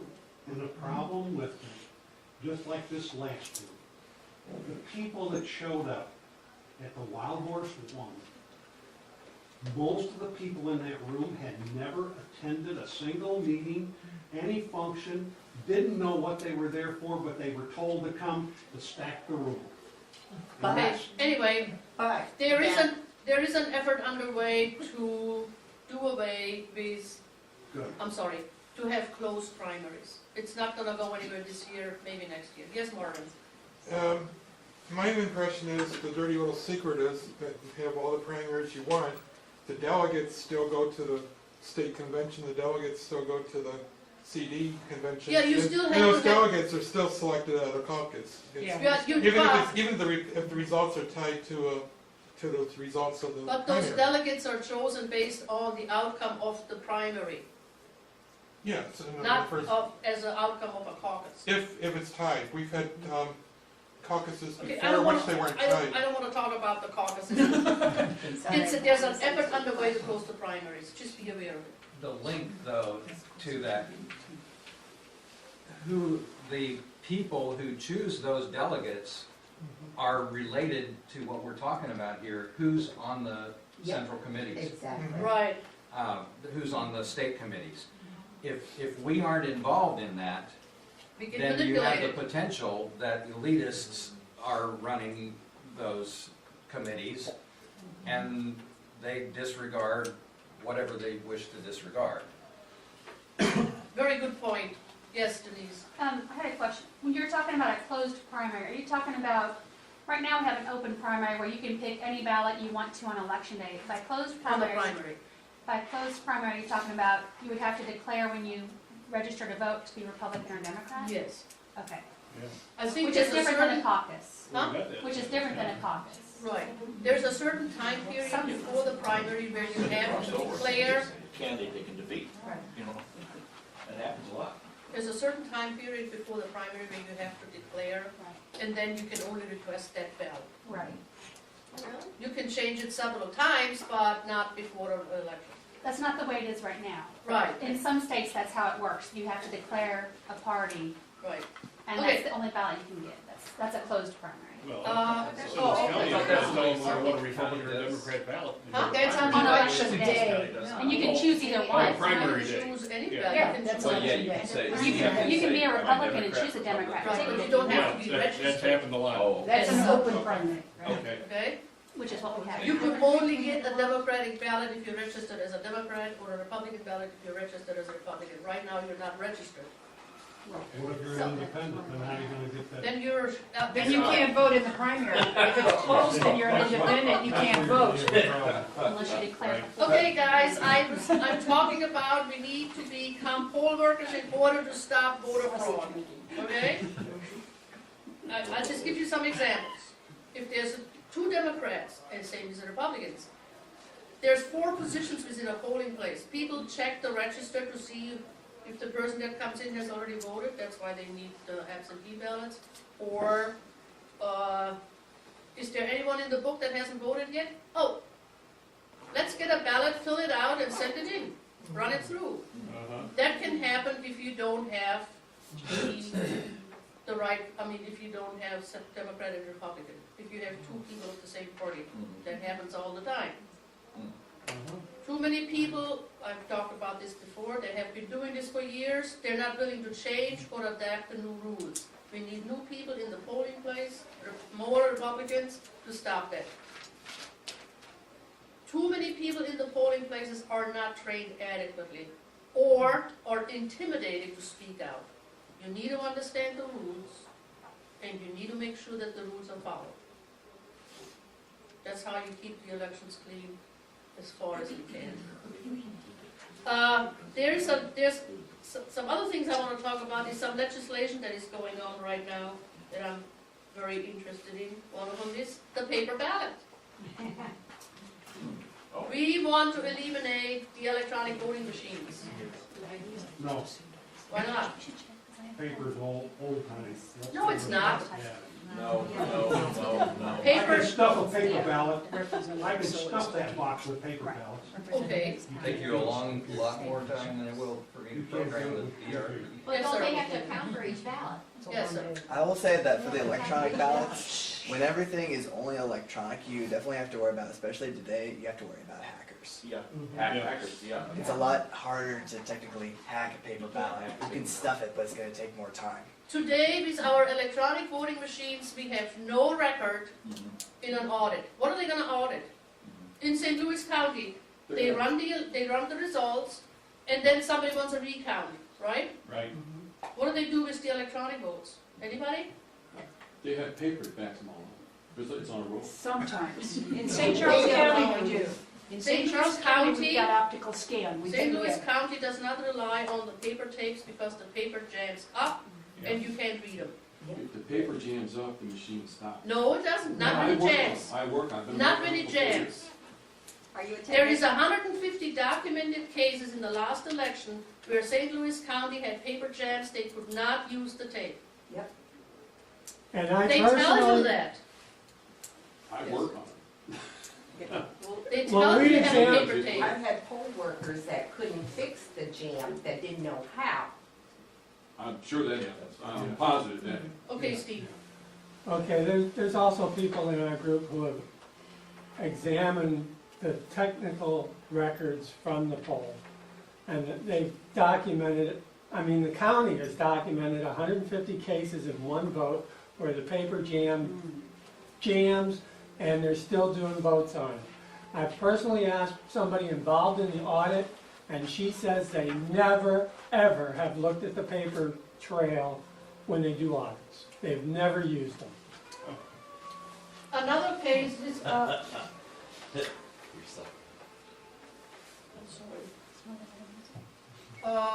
another case was, they ran the results, and then they ran the results again, and there was a difference of one vote. So which one was right? Anybody? You don't know. The code in the machine is not available to the Board of Election. It's only available to the manufacturer. They don't share that code with you, okay? So you don't know what the machine does. When you push a button for a Republican, does it actually count a vote for a Republican? Or does it count a vote for a Democrat? Does it count 5 votes Republican, 10 votes Democrats? You don't know. Plus the other thing that that young man brought up in the back. We've all heard about hacking. How do you think the voting machines cannot be hacked? Again, anybody? The voting machines in the polling places are not connected. They're not connected to anything. You can't get in there unless you are in front of it and you take a laptop or whatever and you plug it in. What about the manufacturer though? Supposedly I can take my iPhone and a magnet and I can manipulate the code that's in the machine. I doubt it. I find that hard. I find it Okay. hard. We set up one of the machines, and it automatically put a vote in. Never knew. Before anybody voted. Yeah, before 6 o'clock, all of a sudden there was one vote. You know, we noted it. Well, the instructions are in the training that if that happens, then you take the machine offline and then follow. Nobody knew what to do. Yeah, there's They ways should to have do done. that. Then you can't open polls on time. Question, is it Bob? Yes. I've got to use it or lose it. Are there, every other task is performed by 2 people, a Democrat and a Republican, theoretically. Yes. Some of them are Democrats masquerading as Republicans or vice versa, but do they do that with the techs as well? As far as I could tell in the polling places I've worked in St. Louis County, they only have 1 tech. The technician is a roving technician, same as No, the what he means is the poll In other worker words, that manages the the poll machines. worker, right. Well, In other words, the technician servicing the machines in the polls during the day mhm. is only one guy in the poll, It's supposed to be a places. Republican and a Democrat. Okay, It's And supposed it's, to be. and it's alternating, actually. I see. Alternating, what do you mean, like? Alternating by election? No, alternating as a voter. If you come in to vote, I'm the first one, I'm the Republican, then I'll take you, and then the next person, the Democrat gets that one, and it's rotated. No, he's talking about the machine. He's talking Yeah, about the that's what he's technical saying. aspect of the machines When you work on themselves. a machine, are you the only person that's working on that No, he machine? just said there's more than one. No. There's a problem with. I'm talking about the poll worker now, you're talking about the technician. that Yes, comes the out. roving technician. That's what That he's, is an employee of St. Louis County. So well, I wonder one what, person. Wow. It's one person. One person. So that's a discrepancy between the standard procedure for a polling place. Every task is done by a Democrat and a Republican, Except the tech who repairs. except the tech who works on the DREs. Which makes it Supposed to be real independent. easy to cheat. exactly. But that's what I'm saying, if people aren't watching for that, if people aren't speaking out, guess what? Now this is my favorite example of not to use the DREs. Nobody has ever been able to dispute that. If you go into a polling place, they usually have 4 machines. They're all connected together because they only have one outlet, right? The technicians come through, they used to come through twice a day. Now they come through 3 and 4 and 5 times a day to check the battery. To check the battery in case the power goes down. Why do they have to check it 5 times, right? Right. They have to check the battery to ensure that it has full voltage. Because if it does not have full voltage, the machine loses volts. And there's no way you can check that. It doesn't lose the whole ballot, it loses, maybe there's 5 issues on the ballot, it loses 1 volt or 3 volts. And all the machines are affected because they're all daisy chained together. Even if 4 of them have full power and 1 does not. They're connected together with the power. You're absolutely correct there. They supply the power strips, they supply the extension cords and whatever. They also supply the tape to tape it down so nobody trips over it. But they are not daisy chained together in connectivity. Each one has its own chip. Totally understand. That's correct. I've been doing this for 4 years. I've never had a technician just come in to check the batteries. Never.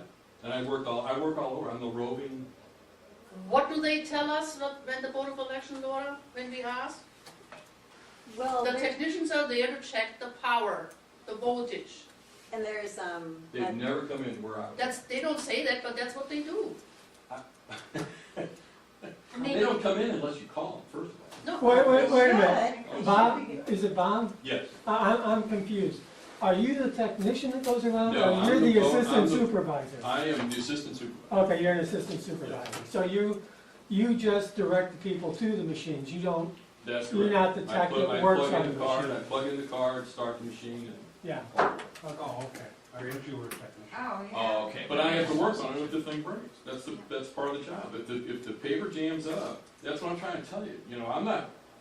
I'm not really arguing with you. I'm just saying that your information, I'm not sure is exactly correct. If that paper jams up, the machine quits. Yeah, I've seen them at the. I mean, it's as simple as that. You The take machine quits if it's out of paper. Right. No, No, it quits if it jams. That's what Because it can't go on, it can't do anything. Yeah, there's a little trip inside of the machine. That's not what the Board of Election tells us.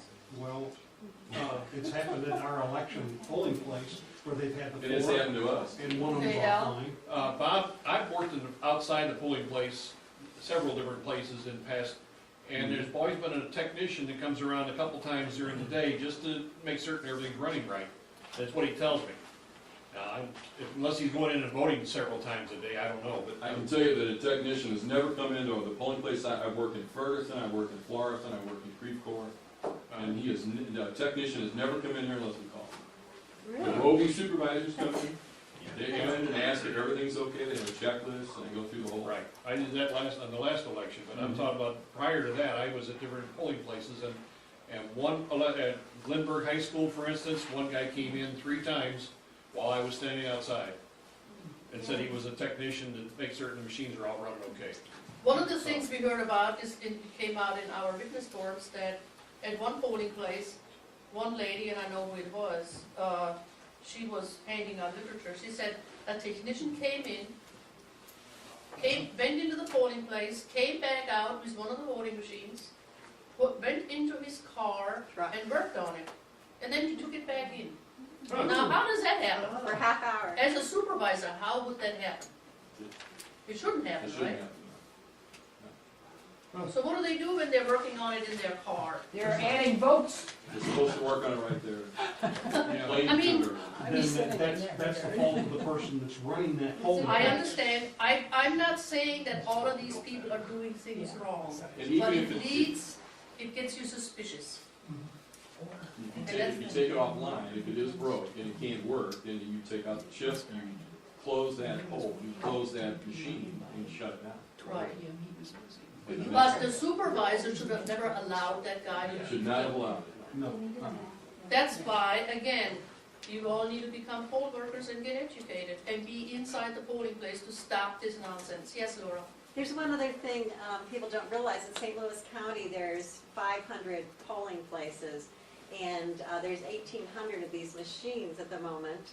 And because of the large number, they have to get delivered to these polling places, some of them, weeks, 2 or 3 weeks in advance. And so they're sitting in a church basement, totally unattended.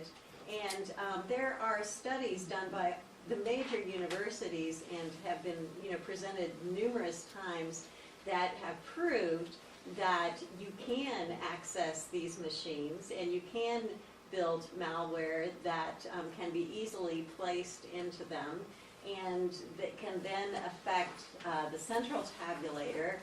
And one person with bad intent that gets access to one of these machines somewhere in the state can do enough damage to, change hundreds of thousands of votes and swing a statewide election. So if you ever get into a situation where you wonder why a certain candidate didn't win a statewide election and you thought they were going to, you might want to, do a recount. And how can you do a recount if you don't have a paper ballot to go back to? Germany was in the process of installing electronic voting machines 2 or 3 years ago. Some pretty smart guys did a demo on live television.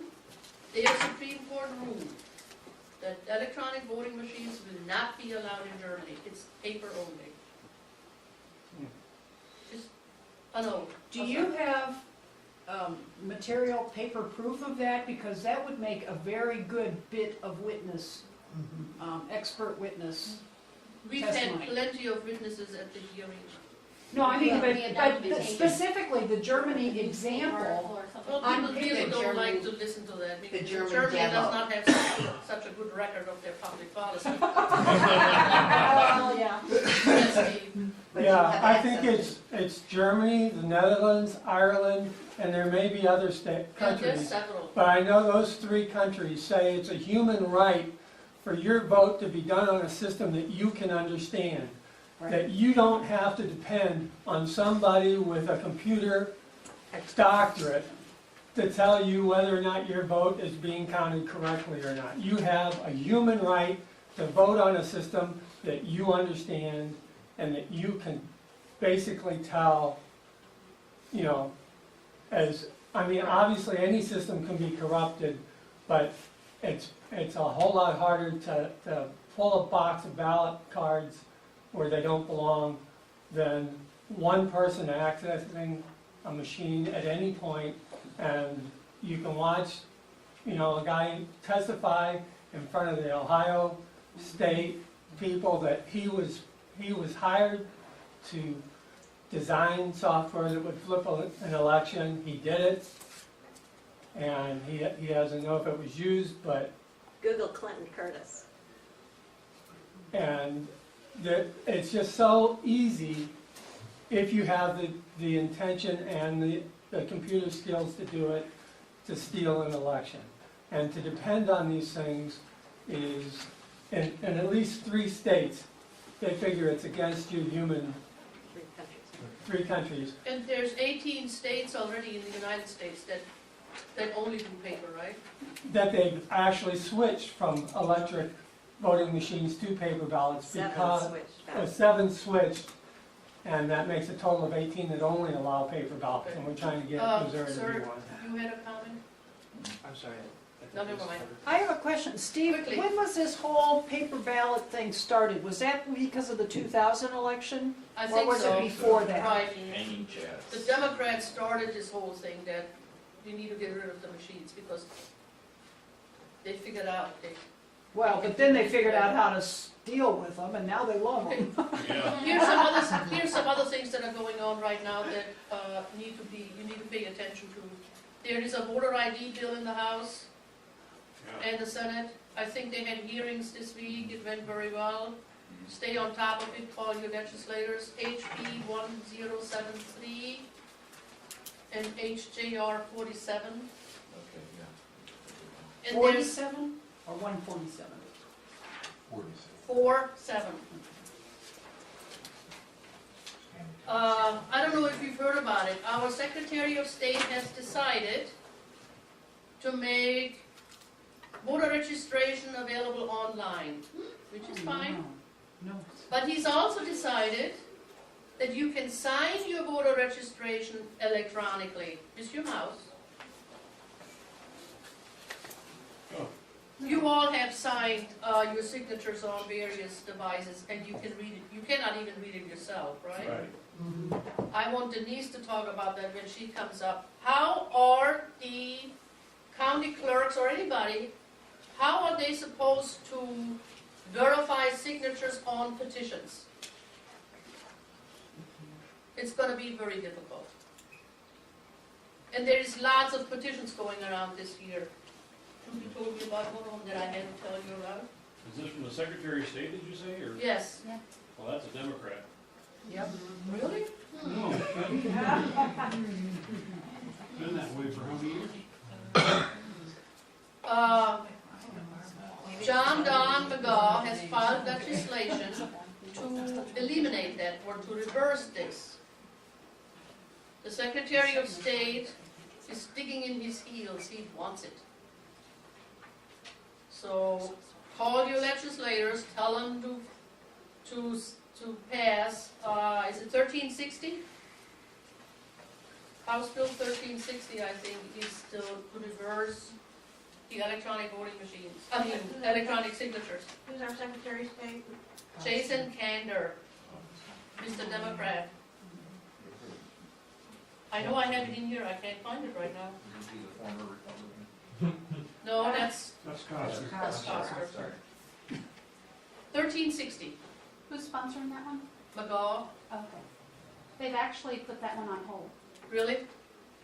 Why? There's a bit of a story with that. The county clerks were not happy about the way the electronic registration came about. He didn't talk to the County Clerks Association at all about it, or the election authorities. So they've been very upset with the way it was implemented and the way it works, because of the signatures Right. and how it's hard to verify those. The Clerks Association was threatened that if we kept opposing this and went forward with this bill that McGaw had, that they would work against every bill that the Right. clerks were putting up to make voters' election laws better. Like the And- voting ID? Yeah, well, just everything. You know, we have there's a 115 cleanup, getting rid of antiquated Right. laws that don't apply, like hanging your ballots on a line. We don't, you don't have to do that anymore. But they said they're going to work against every single bill. Didn't matter what it was, they're going to work against everything. Right. And so the clerks were upset, and Canada got a lot of calls from the clerks' offices and the different, not just the clerks, but also the election authorities in the bigger cities. And the legislators were upset, the people on the committees were upset, and he got a lot of calls from them. And I guess it was enough that he personally called and apologized for some of the things that were said. And one of the guys said that he talked to Kander, and he said, well, that's your understanding of what was said. No, that's what was said. We were threatened. And he apologized. And they're supposed to be taking the mouse signatures off. They're supposed, the Secretary of State's office. So they're holding up McGaw's bill to see if there's any progress made with the Secretary of State's office. And if there's not, they're gonna push it on forward. They're gonna push it what? They're gonna try to push it through the committee and get a vote on getting rid of the electronic Oh, getting signatures. rid of it. Which committee is it in? It should be at the elections committee, I but did, it's a good rule. That's I what did we talk had to- heard too. We were in McGaw's office when he said, Yeah. He's a good one, I think. right. All of the election laws, the Secretary of State is holding up unless he gets his electronic signature. So that's voter ID, that's the cleanup, that's the paper ballot, that's whatever. Yeah. He's not gonna go for They're it. So supposed he's to gonna not block be it. doing that now, but Huh? they're not supposed to be doing it now. They're supposed to have worked it out and they're gonna get rid of the mouse signatures. We'll see. So they say. They're just regrouping to find a better argument, Yeah. I'm sure. But one of the reasons that this is important, there is several petitions going around this year, a lot of them. One in St. Charles about putting the sheriff prison, right? Back on the bench, yeah. There's a petitions going around to allow early voting without having a reason why you couldn't vote on election day.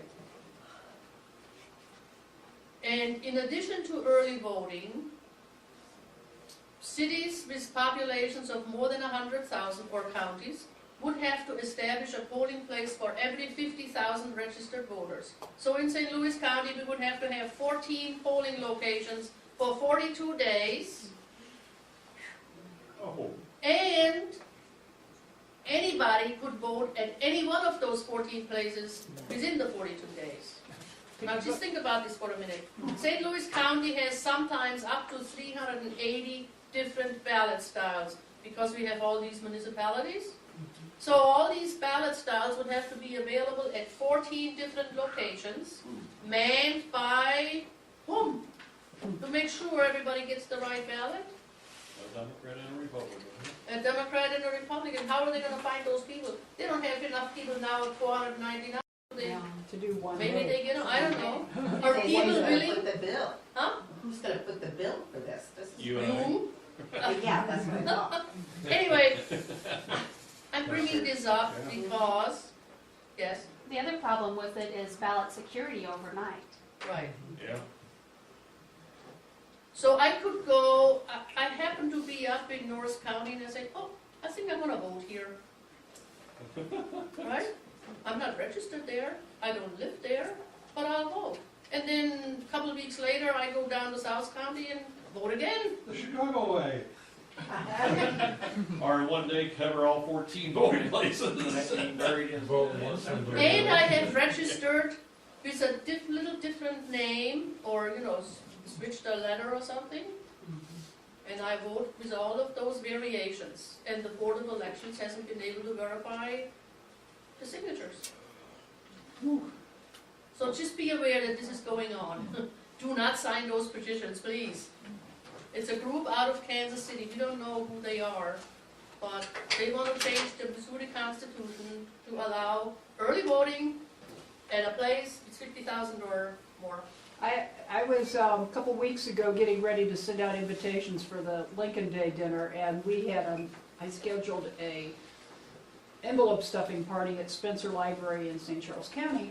When I went over there, there was a man who was collecting signatures for a petition, something to do with teachers, and the first thing I said was, I don't sign anything until I've read it, but I asked him some questions. He gave me a website to go look at, and I promised I would go look at the website when I got home, which I did, but the website wasn't up and working. Sounds like Obamacare. So, I mean, the lesson there is don't sign any petitions. Anyway, don't sign those petitions, please. Call your legislator to help support the law bill. Call your legislator to support the paper ballot. Call your legislator to support voter ID. That's just on voting. You can call your legislators about lots of other stuff. Common Core, what's the other, the healthcare thing. I mean, there's just so much stuff going on right now that is important. and we need to let our legislators know, and we need to take advantage of Liberty Tools, signing witness forms. And also, when you do call your legislators, keep your call to one issue. You may have Right. 4 things that you care about, that means 4 different phone calls. Yeah. Right, yeah. Let them know you are around and you care. Write And I down think- your message so you can use the same words or improve upon them the next time. And I think I've talked long enough.